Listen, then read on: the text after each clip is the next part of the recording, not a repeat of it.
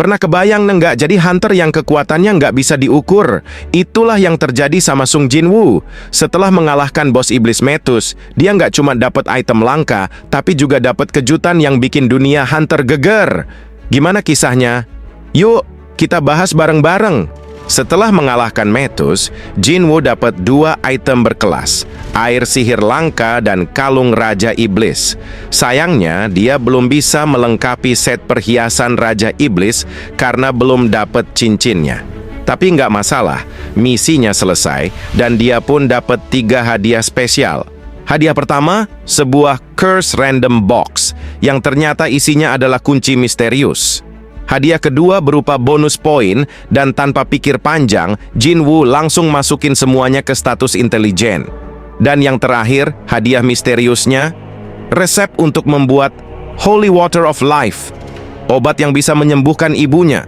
Masalahnya, bahan terakhir yang dia butuhkan adalah darah Raja Iblis murni.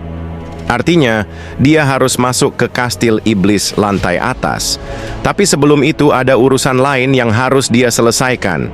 Jinwoo akhirnya memutuskan buat ngecek ulang level hunternya. Begitu tangannya menyentuh detektor, hasilnya error. Udah dicoba berkali-kali tetap error. Petugas yang panik langsung melapor ke asisten manajer, dan disitulah terungkap kalau ini bukan error biasa. Jinwoo adalah hunter level S ke-10 di Korea. Karena alat detektor belum kompatibel, pihak vendor minta Jinwoo datang lagi 3 hari kemudian buat pengecekan ulang. Tapi kabar ini udah bikin heboh, sampai hunter level S lain, Choi Jong-in, datang langsung buat merekrutnya. Sayangnya, Jinwoo langsung nolak ajakan itu. Malam harinya, Jinwoo diajak ketemu dengan pemimpin divisi pengawasan, Go Gun-hee. Menurut Pak Go, keseimbangan kekuatan di Korea dijaga oleh 5 serikat terbesar: Hunters, Fame, White Tiger, Vian, dan Nike. Kalau Jinwoo gabung ke salah satunya, keseimbangan ini bisa terganggu. Makanya Pak Go nawarin Jinwoo buat gabung ke divisi pengawasan aja. Tapi jawabannya, enggak. Jinwoo merasa tempatnya bukan di politik atau organisasi, tapi di dungeon. Jawaban ini bikin Pak Go terkejut dan justru merasa terinspirasi oleh tekad Jinwoo. Dia butuh perlindungan dari api buat naik ke lantai atas kastil iblis, tapi artefak yang bisa melindunginya ternyata mahal banget. Akhirnya, dia mutusin buat jual Orb of Avarice. Tapi masalahnya, dia butuh cerita yang masuk akal soal asal-usul barang itu. Solusinya, dia cari cara buat ikut misi dungeon level A dan nemu satu attack force yang lagi buka rekrutmen.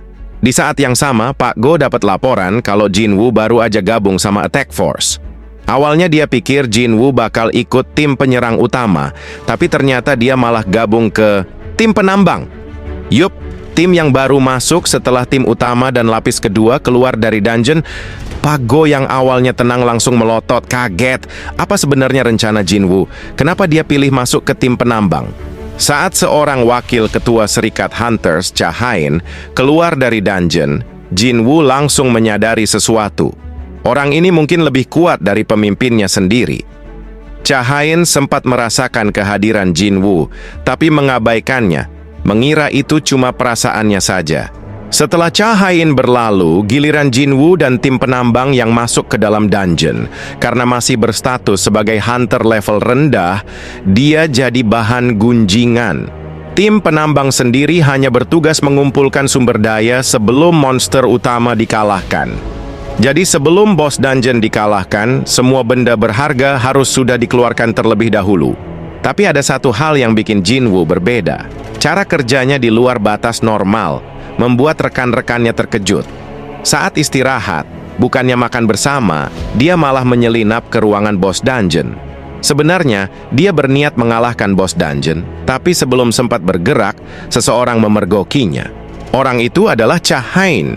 Jinwoo berusaha beralasan bahwa dia hanya tersesat, tapi Cha Hain curiga karena dia melihat Jinwoo memegang sesuatu. Meski begitu, dengan pemikiran positif, Cha Hain hanya menyuruhnya pergi. Namun, ada satu hal yang mengganjal. Biasanya, seorang hunter punya aroma khas yang nggak sedap, tapi anehnya, Jinwoo justru wangi. Hal ini membuat Cha Hain semakin penasaran dan mulai mencari informasi lebih dalam tentang Jinwoo.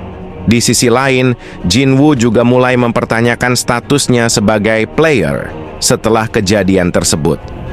Setelah mendapatkan gaji dan dianggap pekerja keras oleh mandor, dia ditawari ikut dalam proyek berikutnya, membantu tim B dari Serikat Hunters dalam serangan ke dungeon level tinggi. Tentu saja kesempatan ini nggak dia sia-siakan. Sementara itu, seorang hunter bernama Son Ki-hun mencari sukarelawan untuk mengangkut barang dalam ekspedisi dungeon berbahaya. Tawarannya menarik, tapi risikonya tinggi. Nggak ada yang berani kecuali Jinwoo. Akhirnya, dia resmi bergabung dengan tim yang terdiri dari para hunter elite. Saat mereka memasuki dungeon, yang menyambut bukan monster biasa, melainkan kawanan serigala. Ini aneh, karena serigala biasanya ada di dungeon level lebih rendah. Yang lebih mencurigakan, ada bekas ikatan di leher mereka. Sepertinya, mereka dipelihara oleh sesuatu yang lebih kuat. Dan benar saja, tiba-tiba muncul sekelompok High Orc, makhluk yang terkenal sangat kuat. Dalam pertarungan, para hunter mulai kewalahan. Bahkan seorang penyembuh yang punya kemampuan luar biasa hanya bisa menyembuhkan luka ringan, dan seorang penyihir level tinggi cuma mampu memanggil 2 makhluk summon. Tapi di saat genting, sesuatu terjadi.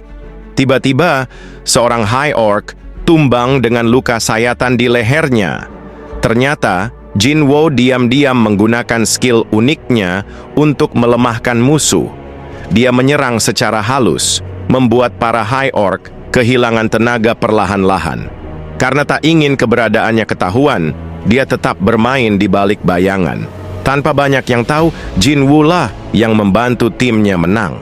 Seorang hunter wanita bertipe spellcaster mulai menyadari ada sesuatu yang aneh dengan Jinwoo, tapi dia memilih diam. Setelah pertarungan, mereka berencana mundur karena situasi yang terlalu berbahaya. Tapi, saat hendak keluar, mereka menemukan bahwa jalan keluar sudah tertutup sihir penghalang. Lebih buruk lagi, saat para penyihir mencoba membukanya, mereka justru terkena kutukan, dan di saat semua berpikir bahwa keadaan nggak bisa lebih buruk, sesuatu yang lebih mengerikan muncul dari dalam dungeon.